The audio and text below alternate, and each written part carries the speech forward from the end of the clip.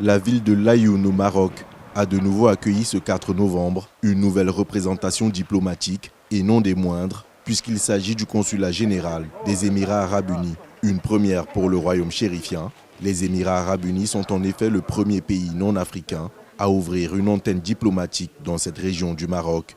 Un symbole diplomatique fort, grandement relayé par la presse du monde arabe et qui coïncide avec l'anniversaire de la Marche verte de novembre 1975, lancée par le roi de l'époque, Hassan II. Comme je le dis souvent, l'ouverture d'un consulat, ce n'est pas un acte anodin. C'est un acte qui a une signification politique, qui a une signification juridique, qui a une signification diplomatique.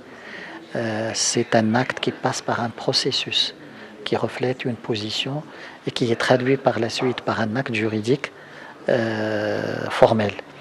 Et il n'y a pas meilleur moyen d'exprimer l'adhésion à cette marocanité du Sahara que l'ouverture de cette antenne ou de ce consulat ici au Maroc. Pour le ministre émirati des Affaires étrangères, qui a assisté à l'événement en visioconférence, l'ouverture de ce consulat à Laayoune est l'aboutissement d'un partenariat stratégique au plus haut niveau établi par les chefs d'État Cheikh Zayed Ben Sultan, le fondateur de la Fédération des Émirats arabes unis, et le roi Hassan II du Maroc depuis 1971 et renforcé avec la participation des Émirats arabes unis à la Marche verte de 1975.